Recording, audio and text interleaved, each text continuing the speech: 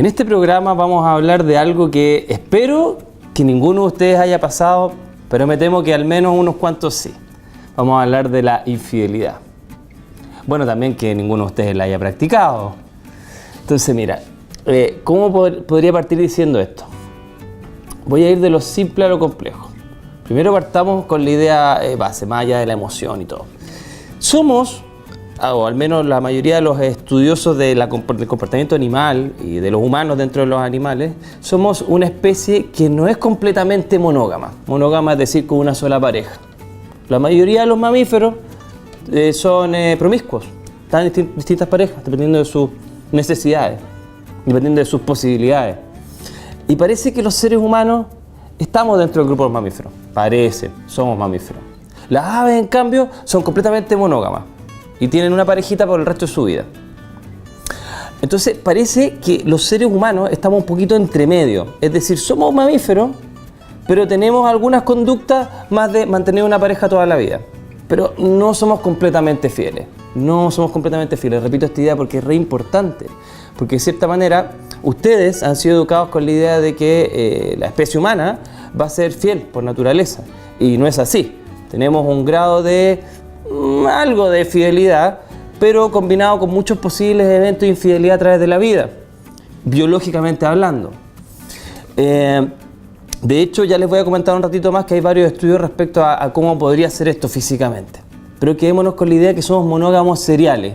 Es decir, parece que tenemos una pareja cada cierto tiempo, estable, y después cambiamos a otra, y a otra, y a otra. Y parece que el promedio son 4 años a través del mundo. 4 años. Una antropóloga, Helen Fisher, hizo estos estudios y descubrió que al 4.º año la gente ya como que quiere buscar una nueva persona. Y dio toda una teoría. Entonces, cuando hablamos de la infidelidad, partiendo de este hecho que parece que la especie humana tiene tendencia a ser infiel, cuando hablamos de la infidelidad, hablamos de una serie de sensaciones que va a vivir la persona que es gorreada. La primera sensación que va a tener es la sensación de ira, que es la principal dentro de este proceso. La segunda, que no es menos importante, es la de desconfianza. Entonces se ha descubierto que hay pasos, que hay etapas en la infidelidad para la persona que ha sido digamos, engañada. La primera etapa es la etapa que vamos a llamar luces rojas. Las luces rojas son cuando tú tienes algún indicio de que la persona que tú amas está eventualmente teniendo interés en otro o en otra. Estos indicios generan que la persona tenga rabia, pero que no exprese su molestia al otro. Normalmente no le dice la razón de por qué está angustiada, de por qué empezó a ponerse distante o ponerse agresivo inclusive. Y es el momento donde la persona empieza a espiar. Espiar el teléfono, espiar el trabajo, preguntarle a los amigos, tener algún tipo de información, andar preocupado si la persona de alguna manera se esconde para hablar por teléfono, etc. En esa primera etapa la persona tiene sospechas pero no tiene garantías de que está ocurriendo una infidelidad. En la segunda etapa, que vamos a llamar el check o el momento donde tú descubres que realmente es cierta, es el periodo donde la persona expresa su ira, donde la persona, en el caso de los hombres, tiene más riesgo de femicidio. Sabemos de que existen muchos homicidios a mujeres a causa de un hombre que se siente engañado. Lamentablemente esto sigue siendo una realidad al día de hoy. En el caso femenino, vamos a ver que en la infidelidad siempre hay diferencias de género, muy interesante. Vemos sentimientos de culpa también, junto con los sentimientos de ira. ¿Qué pasó para que ocurriera esto?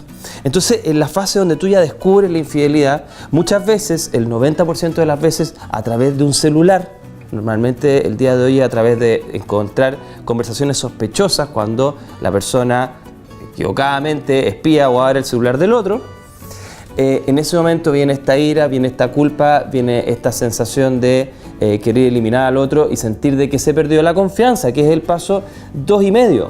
El paso 2,5, después de esta rabia, después de esta hostilidad hacia el otro, viene un periodo donde la persona pierde total confianza respecto a su realidad.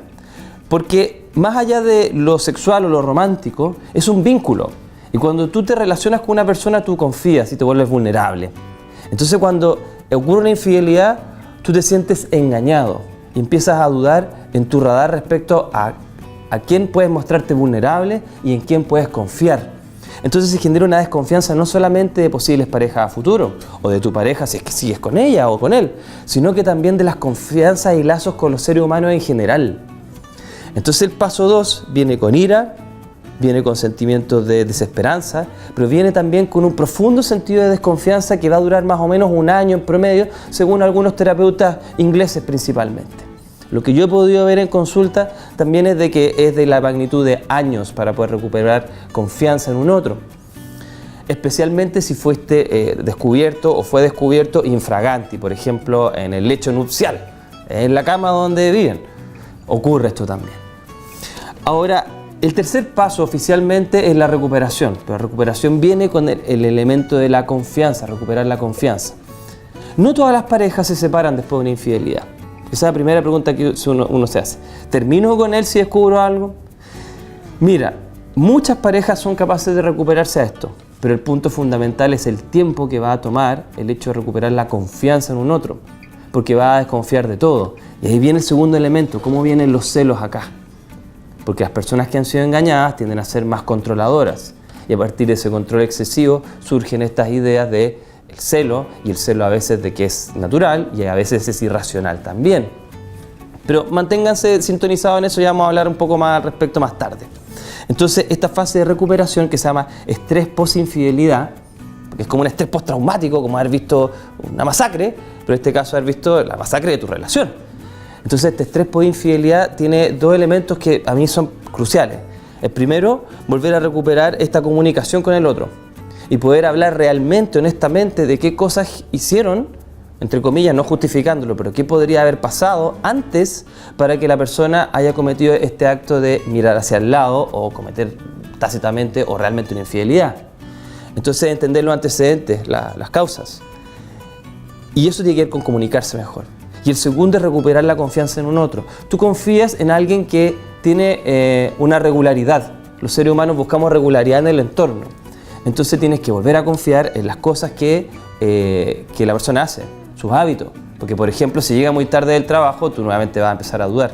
Entonces, como desde el principio, empezar a descubrir cuál es la regularidad de esta persona y empezar a confiar en esta regularidad. Más o menos 6 meses, un año para recuperar esto. ¿Psicoterapia es importante? Puede ser importante en la medida que se pueda hablar honesta y directamente respecto a las cosas que hicieron fallar la relación y también respecto a las características de la infidelidad. Porque muchas veces se quiere cerrar, la persona que fue infiel no quiere contar detalles para no hacer retraumatizarse al otro, pero muchas personas quieren saber detalles de qué pasó, cómo fue la infidelidad, dónde fue, por qué fue. Y aquí voy al primer punto de corte. Diferencia entre hombres y mujeres. ¿Qué tipo de infidelidad afecta más a los hombres? Parece ser, aunque esto es altamente controversial, todavía hay debate, parece ser de que la infidelidad sexual es la infidelidad que más afecta a los hombres. Es decir, de que la persona con la que están se acueste con un otro. Vamos a hablar primero de hombres heterosexuales, porque también hay una diferencia con los hombres gay. Segundo tema, la infidelidad femenina, al parecer, está más afectada cuando te enamoras de otra persona, lo que se llama infidelidad emocional. Entonces la pregunta clave, muchas veces que escucho de hombres heterosexuales es, ¿te acostaste con él? Y la pregunta clave que he escuchado de muchas mujeres heterosexuales hacia él es, ¿estabas enamorado de ella? ¿Por qué te mantuviste un año en una relación? ¿Por qué le entregaste regalos? ¿Por qué saliste el fin de semana con ella cuando pensé que estabas en un congreso, por ejemplo? Entonces, al parecer tenemos estas diferencias. David Buss, de la Universidad de Texas, plantea principalmente eso. Texas o Arizona, no me acuerdo bien de qué universidad, pero David Buss, un gran psicólogo evolutivo. Ahora, dentro de esto se quiere teorizar por qué biológicamente las mujeres y los hombres tienen distintos tipos de preocupaciones o sesgos de infidelidad. Emocional, mujer, sexual, hombre. Parece ser que tiene que ver con la inversión en la paternidad. Eso viene con otro autor que me gustaría que ustedes estudiaran, que se llama Richard Trivers, que ha hecho varias cosas interesantes, y una de ellas se llama teoría de la inversión parental. Las guaguas humanas son costosas. La mamá tiene que estar 9 meses vulnerable. Entonces, al parecer, la mamá escoge buenos candidatos, es más selectiva respecto a con qué persona se va a relacionar sexualmente para engendrar un hijo. Además, su pelvis, por el hecho de que los seres humanos caminan así, es estrecha, entonces necesita ayuda en el parto, lo que se llama el dilema obstétrico. Entonces, ¿qué es lo que pasa? Al parecer la mujer es preocupada, es selectiva respecto a su pareja. En cambio, el hombre, que tiene muchos espermios y que puede fertilizar a varias personas en un periodo muy corto, tiende a ser mucho menos selectivo. Pero nunca puede estar seguro de su paternidad. Sabemos que el 2% de padres que creen que realmente son sus hijos biológicos realmente son de otra persona. Hay muchos chistes en la cultura popular respecto a ello. Entonces, el hombre nunca puede estar seguro de la paternidad, salvo actualmente con el ADN, y la mujer está preocupada de cuántos recursos se va a invertir, qué tan jugados en la relación. Entonces, la teoría de selección parental habla que hombres y mujeres tenemos distintos sesgos respecto a qué nos va a preocupar más una relación. Al parecer en el hombre es la fidelidad sexual, al parecer en la mujer es el compromiso, la fidelidad emocional que podemos tener con un otro. Ahora bien, entendiendo todo este contexto, uno empieza a pensar en el opuesto. ¿Y qué tal con los celos? ¿Cuándo son normales? ¿Cuándo son patológicos? Porque los celos tienen que ver normalmente con la sospecha de la infidelidad. Hay otros tipos de celos también, pero en este caso nos vamos a quedar en aquello.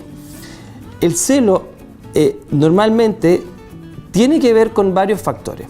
El más típico en personas asintomáticas, psicológicas o psiquiátricamente, tiene que ver con experiencias tempranas.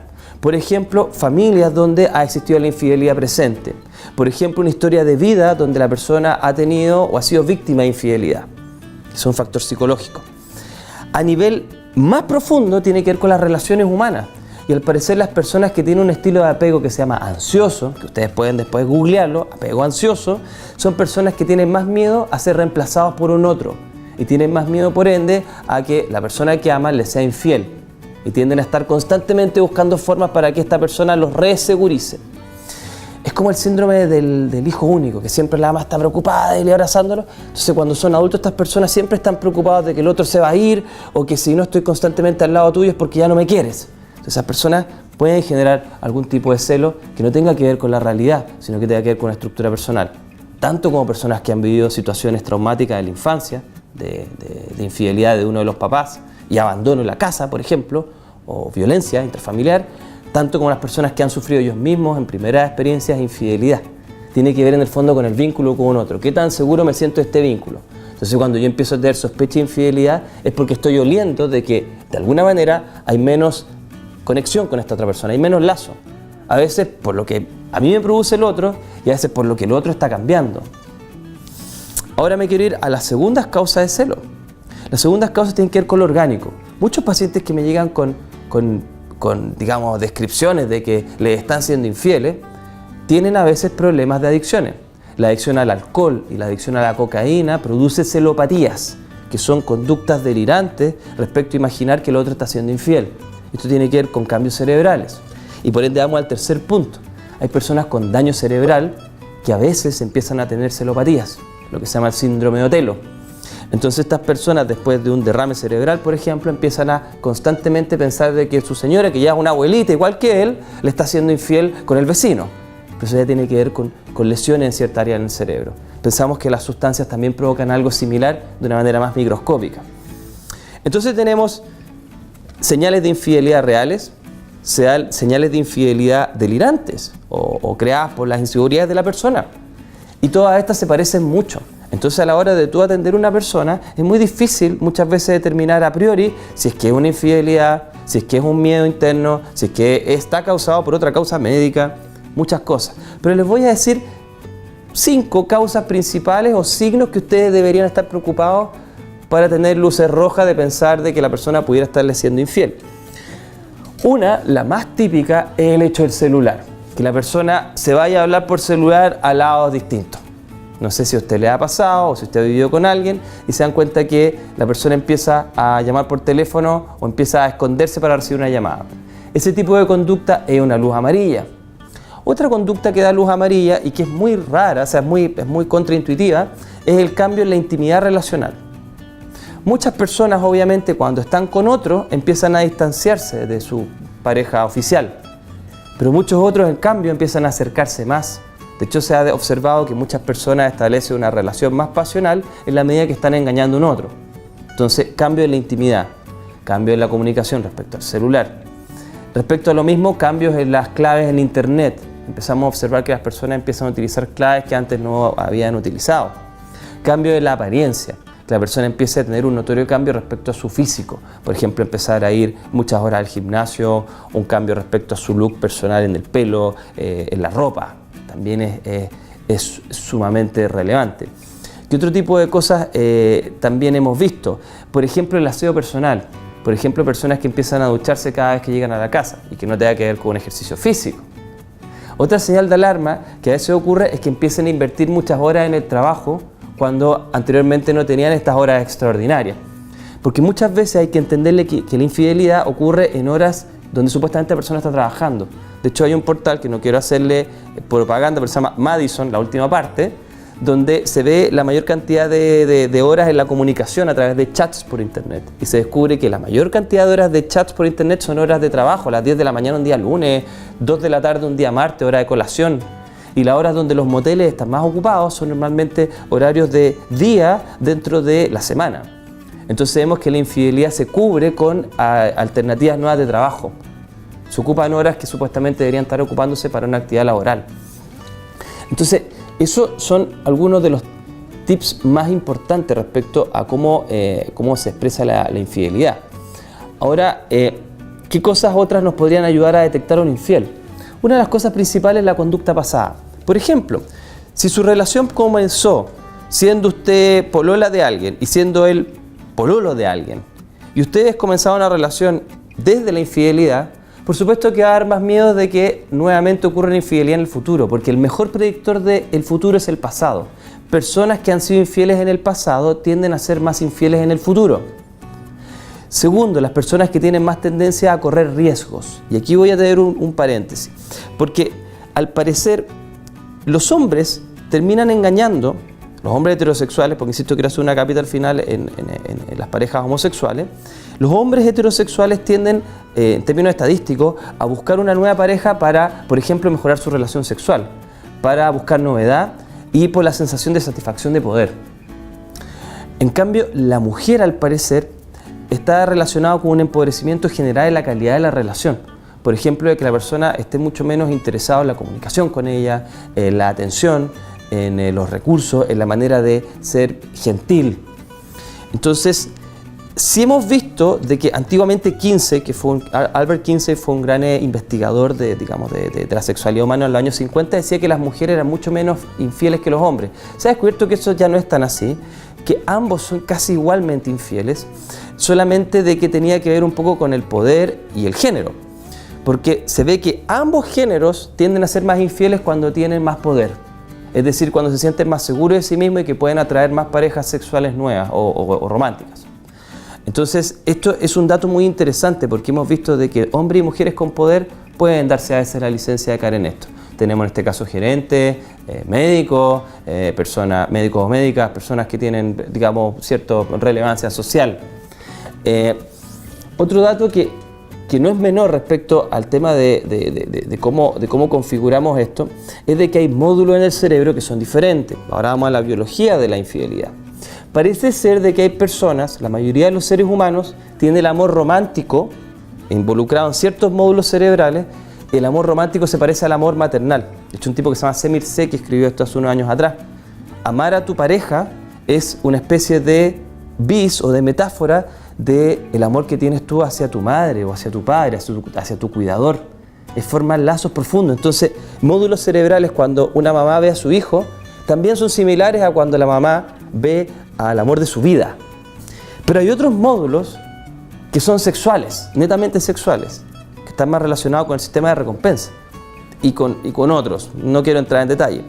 Y estos módulos sexuales, que tienen que ver solo con la atracción y la reproducción, en algunas personas son muy paralelos al módulo romántico. Repito, parece ser de que la gente nos ha dicho que amor, sexo y romanticismo están juntos. En el cerebro son dos canales distintos. En el cerebro el canal romántico se parece más al apego con los padres, cuando fue positivo. Hay otro canal totalmente distinto que el sexual, pero en algunas personas está muy desplazado. Entonces, ¿qué es lo que sucede? Pueden diferenciar mucho el sexo respecto al amor. Y esas personas que tienen esa característica cerebral tienden a tener más posibilidades de ser infieles sin dejar de querer al otro. Entonces estos son los infieles más riesgosos porque en el fondo una infidelidad instrumental solamente índole sexual. El típico persona o paciente que te dice yo sigo amando a mi mujer pero de todas maneras esto es puro sexo. Entonces parece que sí hay cerebros que son efectivamente más con este desplazamiento y que podrían tener esta capacidad biológica de poder engañar sin sentirse mal con ello o sintiendo que están satisfaciendo dos necesidades diferentes. Otro detalle interesante es de que existen genéticas de la infidelidad. Existe una de las pocas especies que son fieles dentro de los mamíferos, son los ratones de pradera. Y los ratones de pradera tienen una alteración en un gen que se relaciona con la producción y la recepción de una sustancia llamada vasopresina, que se asocia al control de cómo botas el agua en el cuerpo, control diurético. Entonces se ha visto que estos ratoncitos tienen una característica en ese gen y que sus compañeros, los ratones comunes, los ratones de alcantarilla por ejemplo, la tienen de otra forma. Entonces, ¿qué es lo que pasa? Cuando tú a un ratoncito de pradera alteras ese gen de vasopresina, el ratón de pradera, en vez de tener una pareja para toda la vida, empieza a copular con distintas féminas, en el caso del hombre. Entonces, ¿qué es lo que pasa? Estamos llegando por primera vez a descubrir que existe en algunos mamíferos, y en humanos también, alguna genética relacionada con quiénes van a poder ser fieles y quiénes no. En seres humanos solamente se ha descubierto en mujeres hasta ahora. También tiene que ver con este mismo controlador. Entonces yo creo que el futuro nos depara lo siguiente. Quizás en el futuro vamos a tener pastillas de la fidelidad. Porque como comencé diciendo, la fidelidad es un constructo social en gran parte. Ya les explicaré en poquitos detalles por qué. Pero es un constructo social. Parece que es un esfuerzo ser fiel a un otro. Es un esfuerzo que va más allá del cuerpo. Y quizás en el futuro necesitemos ciertas sustancias, tal como para el dolor de cabeza o para que no nos inflamemos cuando no es necesario, para mantener y sostener una fidelidad que nuestro cuerpo a veces impide por rasgos de, no sé, de búsqueda de la libertad constantemente y nuevas sensaciones, o este gen de vasopresina, o miles de otras cosas, o experiencias pasadas. Entonces, en ese punto quisiera mencionar lo siguiente. Parece que los seres humanos hemos decidido ser monógamos por dos razones. La más terrible, que es la que primero voy a mencionar, es el infanticidio. La mayoría de los mamíferos, si a ustedes les gusta el Rey León, ustedes van a acordarse de algo. En realidad los leones no son nada buenos. Cuando llega un león macho y se busca una hembra nueva, elimina a todos a las crías anteriores. Elimina toda la camada. Y lo mismo pasaba con los humanos y en algunos casos con otras especies, con los chimpancés eventualmente. Entonces, al parecer, una de las razones de la monogamia es para que el nuevo macho quiera disminuir las posibilidades de infanticidio de sus hijos. ¿Me entiendes? Porque parece ser que teníamos este círculo cuando éramos muy primitivos, entonces el macho se dio cuenta que es mejor quedarse con la hembra, mantener esas crías, que el riesgo de perder a todos sus hijos cuando llegara un nuevo macho, cuando él la dejara a ella.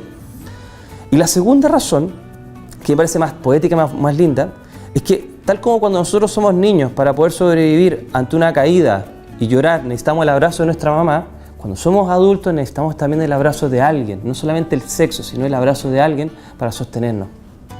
Y parece ser de que cuando nos volvemos huérfanos por la naturaleza de la existencia y ya nuestros padres no están, necesitamos a alguien que esté permanentemente ahí, que sea nuestro suelo, que sea nuestra contención.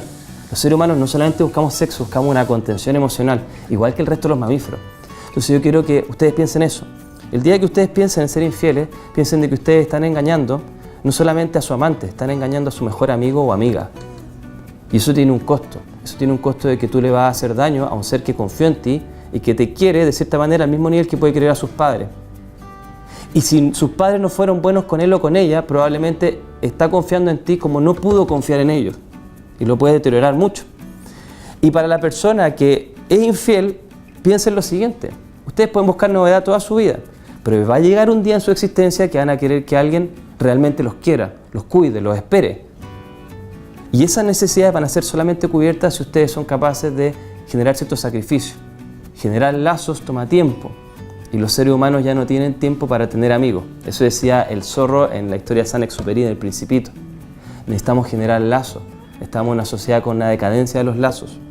La infidelidad es una muestra más de cómo nuestra naturaleza humana, junto con cambios sociales, nos hace cada vez más líquidos respecto al amor. Cada vez sentimos de que las personas son más desechables. Pero si no formamos lazos, entonces no podemos mantener esta conciencia y esta estabilidad que necesitamos los humanos respecto al mundo, respecto a cómo sentirnos seguros a través de un mundo constantemente incierto. les quería dejar esa reflexión solamente para que pensaran. Les dejé como un paréntesis, solamente voy a mencionar, me gustaría hacer otro video de ello, cómo se experimenta desde las parejas gay. Al parecer, las parejas gay se ha visto, no es ningún juicio de valor, se ha visto que tienden a tener más libertades sexuales, pero eso no quiere decir que no daña a su pareja. Y en segundo lugar, que al parecer esta libertad sexual puede a veces ser más hablada, y en eso yo considero de que hay un tremendo avance social, de que las parejas homosexuales tienden a ser más abiertas respecto a sus necesidades y deseos en el plano de la cama, y que a veces inclusive son más capaces de libremente, dado que no hay tantos estereotipos sociales, de decir, mira, esto me prende a mí, y a veces me prenden otras personas. Las parejas heterosexuales tienen miedo a eso por sentir de que el otro los va a encontrar pervertidos, o los va a encontrar libidinosos, o los va a encontrar o los va a rechazar de plano. Entonces a veces es necesario decir cuáles son nuestras necesidades para tal vez de alguna manera ir entendiendo cómo podemos regularnos para mantener la relación con un otro.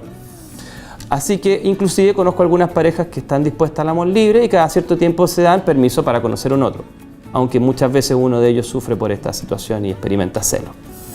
Bueno, eso es todo. Solamente decirles que la psicoterapia es útil en estos casos. La psicoterapia simplemente tiene que ver con ser capaz de recuperar la autoconfianza y restaurar el vínculo con el otro y la comunicación, y que eventualmente la infidelidad es fundamental porque se relaciona con la capacidad de formar y destruir lazos. Y nosotros, seres humanos, somos dependientes de los lazos que formamos. Así que nos vemos en un próximo programa. Cuídense mucho. Chao, chao.